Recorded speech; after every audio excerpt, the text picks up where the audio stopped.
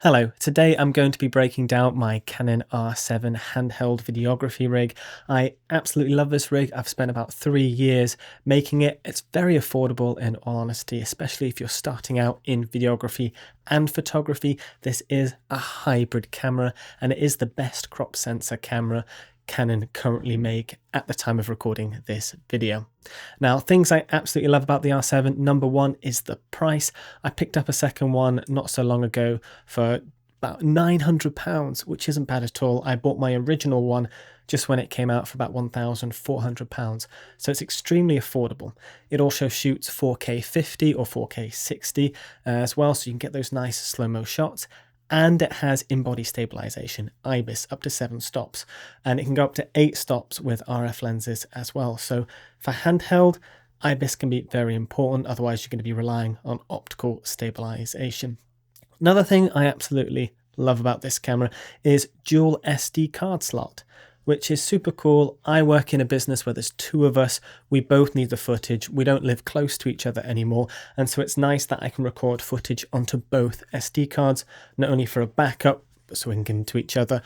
You can also, if you're hybrid shooting, have photos go to one card, videos go to another card, or vice versa. There's so many different ways you can set it up.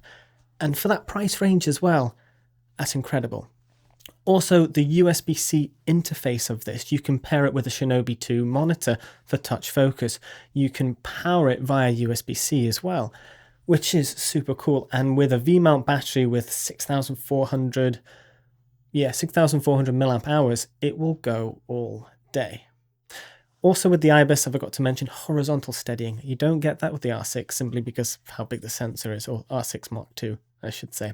Anyway, those are some features I really love about the R7. I could probably go on for days. Obviously, it's not a full-blown professional cine camera, but for starting out, for social media jobs, for lower level stuff, it's honestly perfect. And this kind of looks impressive, at least to me. Anyway, breaking it down, that's the camera. The cage I have it is the Smallrig R7 cage.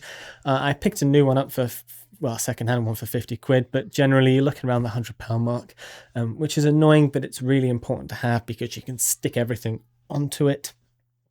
Lens-wise, currently I have the 18-35 Sigma 1.8, really good lens. Honestly, it's probably the lens I use the most to get that nice bokeh because it's 1.8.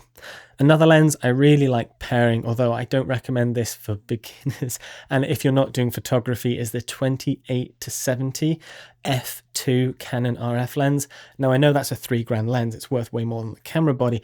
I managed to pick one up for £1,500, £1,600 off eBay. It has a slight crack in it, but it doesn't affect its performance. And honestly, that lens makes this camera look cinematic. It's such a high quality lens. We often pair it with the R6 Mark II for photography. So we do use it for photography as much as videography, which is why we bought it, and plus the amazing price tag. But you get up to 8 stops of stabilization with that lens. It does make the rig a bit heavier. It's currently 4 kilos, which I did a whole week-long documentary shoot without an easy rig or anything, and I was fine. I did use a strap. You can pick them up anywhere, but this is the one I specifically use. I literally throw this on my one under the arm, quite literally like that, and then I have a toggle on the bottom of the camera and a toggle on the side, and that gives you just some stability, but also it just takes the weight for interviews, especially if you're standing there for about 10 minutes running and gunning. But you can pick, this one was quite expensive, it's like 45 quid, but you can pick up straps like that or any sort. I'll leave the brand on the screen somewhere. Anyway, strap. We've talked about lenses. Softbox, again, eBay. I love eBay. Secondhand stuff. I think this was 30 quid. It's a Smallrig softbox. It does the job. Sorry, matte box, not a softbox. That's a softbox. That's a matte box. ND filters, obviously it doesn't have an inbuilt ND. ND filters, I use URTH. I find they're the good balance of price and quality, although they are on the green side. I turn the camera to slightly magenta to compensate for that, but you can obviously fix it in post. Microphone I use, it's a Sennheiser MKE 600 with a dead cat. Absolutely love this microphone, and in all honesty, the auto internal audio is not bad. I wouldn't use it for a controlled environment, but if you're running and gunning on a dock shoot and suddenly somebody's saying something great, literally 18mm, shove it in their face, frame them up nicely, and this is honestly sounds broadcast standard. It sounds like somebody reading something off the news. It's great, really beautiful mic. I got it for 200 quid off eBay with a kit, with the cable and the dead cat and other little bits and bobs. But what's nice as well, battery will run all week. I ran it a full week and the battery didn't run out. It just takes one AA. And obviously it's got an XLR at the back as well, so you can use this on boom mics with other stuff, with audio interfaces. It's a very versatile shotgun microphone. Love Sennheiser. The quality for Sennheiser just tips it a little bit more than other companies for me. Although saying that, I do love the Rode Wireless Go's. I use those as my Latvias, or well, I say that I use them as the pack. I use a Sennheiser Latvia on those. Anyway, that's probably a different video. My power solution for this is the Smallrig 99 Pro. I like the Pro simply because you can charge it while you're using it. It's more versatile. I quite literally accidentally dropped this from 3 feet off the ground onto tarmac, which is why it's got the damage on it, and it was fine. It still works. I've used it. It's probably been about 7 months since I did that, and it's scuffed, but it's powerful. It works. It will run all day on this rig, and I power both my camera and my monitor off of it. It's attached to the camera using the Smallrig V-mount plate thing. I don't use rods. Smallrig V-mount battery plate. Simple as that. And then I use Ugreen USB-C cables. I've got both the cables I have at the DC one and the USB-C are angled. It just cleans up the top side of that, in all honesty. And what's nice as well with the plate thing, you can drop it down.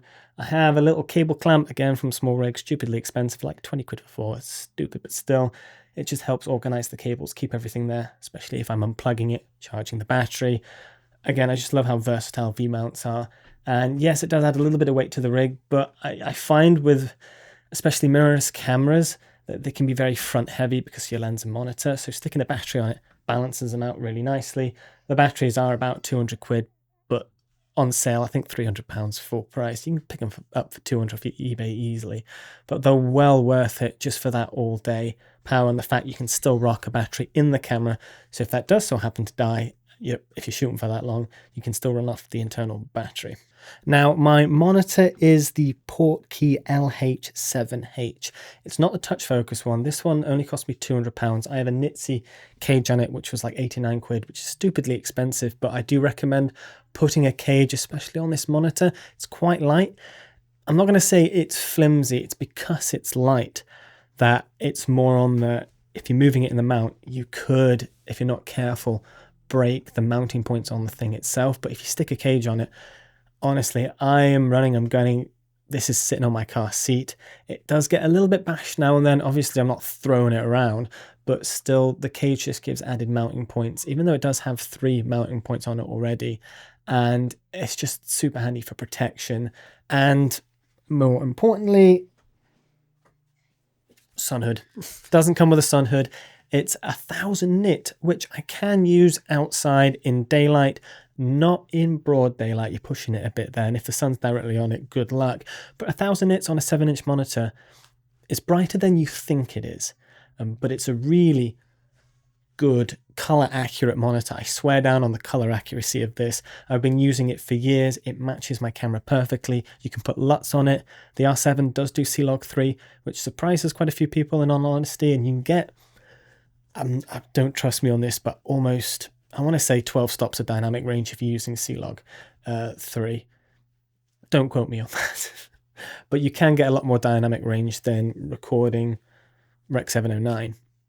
Anyway, it does take your standard Sony MP batteries, but it does have a DC input, which is how I use it. HDMI in, HDMI out. It's touchscreen, even though it doesn't touch focus, and you do have other buttons and all the features you would expect on a monitor. But honestly, it's a beautiful monitor. It's a big monitor, and it's great if you've got clients as well. They can easily see it. You can easily have 4 people gather around and easily look at this monitor. I love it for somebody with glasses who needs to see, especially if you're pulling focus. This monitor, for the price, for £200, you're laughing to the bank. Right, that's that. The mounts I use, generally just Smallrig, and I picked them up secondhand for half the price. The shotgun mount, I should have said this when I talked about the shotgun. You can pick these ones up off Smallrig for like £9. They're great for noise, as in keeping the noise off. You know, if you're touching buttons and stuff, you won't hear it on this. You will on the current one I have, but I find the mic slips through these, and it's just the amount of times this has been hanging off by the wire.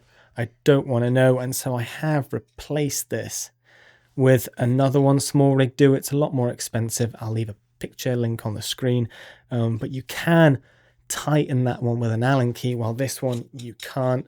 I love that at least Smallrig, and I know other companies do it as well, have holes so you can crank them with an Allen key and properly tighten them up so they don't fall off your rig, with monitor mounts and the shotgun mount. Again, the top handle, it's a Smallrig one. I do love Smallrig's products, but you can get new, but there's other brands. In all honesty, I do trust Smallrig. I've been using them for years.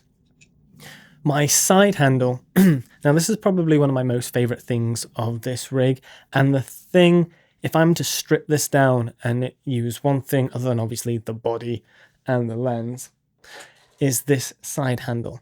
Now it's just a Smallrig aluminium side handle, but I've also put the Smallrig NATO handle rotatable adapter on it. So quite literally, if I turn this way, you can change which way, and I swear down on this thing. I think it says it can take up to 15 kilos, and I've never rigged a rig up to 15 kilos. I've had this probably close to 7 or 8, but I've honestly held it by this handle. It's NATO rail, and it's been solid. And again, I've used this for over a year quite ruggedly, and it lasts. The rotating is solid. There's a little bit of wiggle, but it doesn't affect your shot at all. That's only because I'm putting a lot of force into it.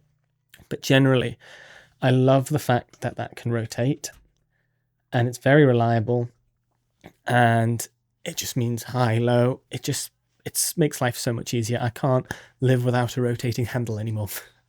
The strap, again, I think my wife got it for an anniversary present. It's just a side strap.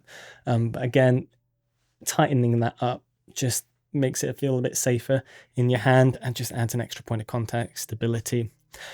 In terms of cable management, I have the Smallrig 35cm HDMI to micro HDMI. I hate micro HDMI with a passion, and you might have noticed I've got the cable manager thing for the R7. It was 30 quid. I hate the fact it was 30 quid, but micro HDMI is just, I've had so many problems with it, just being able to clamp it in place with the USB-C cable as well. And you can fit your mic cable in next to it on this rig. It just adds a sense of reliability to it all, and the handle fits fine next to it. I do wish that this wasn't all here next to the handle, but it's easily workable. I don't knock the cables. I'm not having problems with feed or anything. So cable clamp, it's stupidly expensive for what it is, but it's well worth the money of a surety. Standard DC cables, 5 quid, 10 quid off Amazon. You can get one of these if you really want to. It's a dummy battery which you can plug in to the V-mount battery, but I've had more problems with this than running it via USB-C with an actual Canon battery in it. Yeah, I had one too many problems using this. I never had it fail on me, but I've turned it on and it's not liked it. So the fact that you can again power it via USB-C is super reliable. Anyway, I've hoped that's helped. I'll include obviously some sample footage of me obviously using it, but sample footage from the camera itself so you can see the functionality of it. But let me know if you have any questions down in the comments. Might do another video on any specific gear that you want me to talk about in more depth, aka the monitor or the camera itself. Again, I can go on for days about that, but hope you've enjoyed this. Thank you so much for watching. I'll see you in the next video.